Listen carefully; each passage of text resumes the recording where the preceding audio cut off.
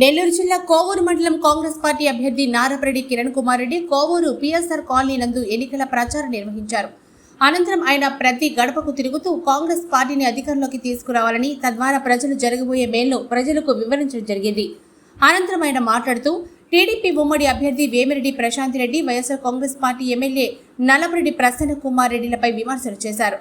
ప్రశాంతి రెడ్డి, ప్రసన్న కుమార్ రెడ్డి ఇద్దరు ధనవంతులని, ఎన్నికల్లో గెలవకపోయినా 500 కోట్లిచ్చి రాజ్యసభ తెచ్చుకునే స్థాయి ప్రశాంత్ రెడ్డికి ఉందని ఆయన అన్నారు.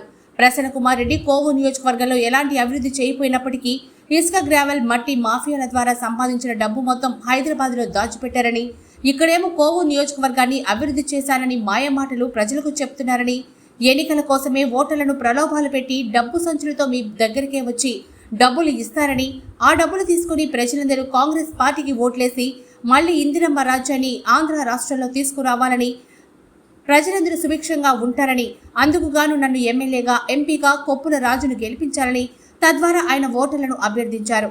ఈ కార్యక్రమంలో కాంగ్రెస్ పార్టీ నాయకులు మోహన్, హుస్సేన్ తదితరులు పాల్గొన్నారు.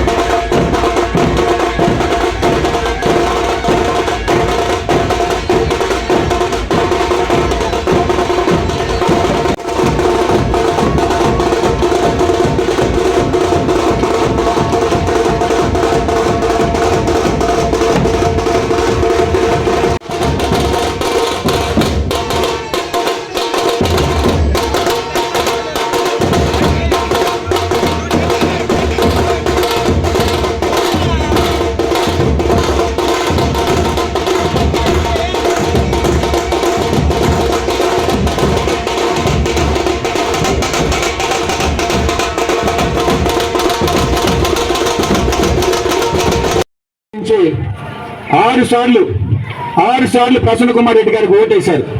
ఏమన్నా అభివృద్ధి జరిగిందా? ఇక్కడ సిమెంట్ రోడ్డు ఉందా? కోవూరు నియోజకవర్గ హెడ్ క్వార్టర్స్ లో కూడా మీ సిమెంట్ రోడ్లు వేయలేకపోతే దళితవాడల్లో మీకు మళ్ళీ ఓటేయమని ఏ విధంగా అడుగుతున్నామని నేను చెప్తున్నా. ఎందుకంటే 6 సార్లు ఒకే శాసనసభ నియోజకవర్గ ప్రజలు నిన్ను ఆదరిస్తే వాళ్ళకి ఏం చేశామని అడుగుతున్నా. దళితవాడలోకి పోతే నీళ్లు లేవు, తాగేదానికి నీళ్లు లేవు, రోడ్లు లేవు, ఇళ్లు లేవు.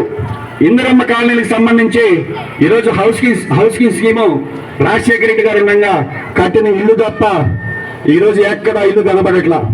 ఎందుకు కనబడలేదంటే ప్రసన్న కుమార్ రెడ్డి గారు జగన్మోహన్ రెడ్డి గారు ప్రభుత్వం వచ్చినప్పుడు ఒక మాట అన్నాడు, 1,80,000కి ఏమొస్తుంది, బాత్రూమ్ కూడా రాదు. పాపం అందుకే కావాలి ఆయన ఇల్లు కట్టడం మానేశాడు. ఇల్లు కట్టడం మానేస్తే జగన్మోహన్ రెడ్డి గారు పిలిచి తిట్టిన తర్వాత లేదు బాగుంది 1,80,000 అని చెప్పాడు. నేను అడుగుతున్నాక 1,80,000 కనీసం బేస్మట్టం అన్న అవుతుంది ఇంటికి ఈ రోజుల్లో.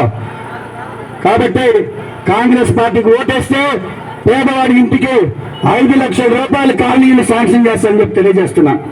ఈ మాట ఎందుకు చెప్తున్నానంటే పేదవాడి కష్టం తెలిసిన వాడిగా, మీలో ఒకటిగా, ఒక కార్యకర్తగా, ఒక సర్పంచ్గా నేను 5 ఏళ్ళు పనిచేశా. నాకు తెలుసు పల్లెల్లో ఉండేటటువంటి కష్టాలు, నష్టాలు అన్ని కూడా. కాబట్టి ఈరోజు కోవూరు శాసనసభ నియోజకవర్గ అభ్యర్థిగా నన్ను ఎంపిక చేసేటప్పుడు శరణమ్మ గారికి ఒకటే మాట చెప్పా, అమ్మా అక్కడ అది కమ్యూనిస్టు నియోజకవర్గం. గతంలో పెద్దాయన జక్కా వెంకయ్య గారు ఈ కమ్యూనిస్టు అభ్యర్థిగా కోవూరు శాసనసభ నుంచి ఎన్నికయ్యాడు. అక్కడ మన కమ్యూనిస్టులు మాట మీద నిలబడేటటువంటి వ్యక్తులు, వాళ్ళు డబ్బు కమ్మడిపోయేటటువంటి వ్యక్తులు కాదు. కోవూరు నియోజకవర్గ ప్రజలు చాలా తెలియగల వాళ్ళు. ఎందుకంటే వాళ్ళ కుటుంబాలు నాశనం అయిపోతున్నావు, నన్ను నమ్మి నాకు ఓటేయమని చెప్తే నువ్వేం చేశావంటే మద్యం వ్యాపారం మొదలు పెట్టావు. ఆ మద్యం వ్యాపారం కూడా ఎక్కడంటే నీ సొంత బ్రాండ్లు చీప్ లిక్కర్, నాసిరకమైన చీప్ లిక్కర్ 60 రూపాయలు తీసుకొచ్చి 180 రూపాయలు, 250 రూపాయలు అమ్ముకొని ఆ డబ్బుల ద్వారా నువ్వు ఈరోజు ప్రభుత్వాన్ని నడుపుతున్నావు అనేటువంటి విషయం గమనించాలి. ఈ మాట ఎందుకు చెప్తున్నానంటే ఆ నాసిరకమైనటువంటి మద్యం తాగి ఊరల్లో కిడ్నీలు అన్ని చెడిపోతున్నా, అక్క చెల్లెమ్మల మెడల్లో మంగళసూత్రాలు తెగిపోతున్నా జగనన్న మాత్రం మారడు. అదే వెంటనే మీకు స్విచ్ చెప్తే అంటాడు. ఎవడు పెట్టావు? ఎవరి సొమ్ము? ప్రజల సొమ్ము ప్రజలకు ఇచ్చేదానికి మీ పబ్లిసిటీ అండి. ఒక్కసారి గమనించమని చెప్తున్నా. ఈరోజు ఎందుకు చెప్తున్నామంటే కాంగ్రెస్ పార్టీ రాజశేఖర రెడ్డి గారు ముఖ్యమంత్రి ఉండగా మైనార్టీలకు, క్రిస్టియన్, ముస్లిం అన్ని వర్గాలను ఆదుకున్నారు. ఈరోజు ఏదైతే రాజశేఖర రెడ్డి గారు ఇచ్చిపోయినటువంటి 4% రిజర్వేషన్ ముస్లింకి తప్ప నువ్వేం అదనంగా వరగబెట్టావు ఈ ముస్లిం మైనార్టీలకు అని అడుగుతున్నా. ఈరోజు దేశంలో కావచ్చు, రాష్ట్రంలో కావచ్చు ఒక నియంత పరిపాలన కొనసాగుతూ ఉంది. ఎందుకంటే మనకి అంబేద్కర్ గారు రాసినటువంటి రాజ్యాంగం ఏదైతే మనకు హక్కులు కల్పించారో ఆ హక్కులు ఈరోజు కాల రాసే విధంగా మనకు స్వేచ్ఛ లేదు, ఏమీ లేకుండా ఒక నియంత పాలన రాష్ట్రంలో, దేశంలో కొనసాగుతూ ఉంది. కాబట్టి ఈ ఇద్దరిని గద్దె దించాలంటే ఒకే ఒక మార్గం కాంగ్రెస్ మార్గం. కాబట్టి మీరు కాంగ్రెస్ పార్టీని ఆదరించండి, ఆశీర్వదించండి, ఈ దేశంలో ప్రజాస్వామ్యాన్ని బతికించండి అని చెప్పి వేడుకుంటున్నా.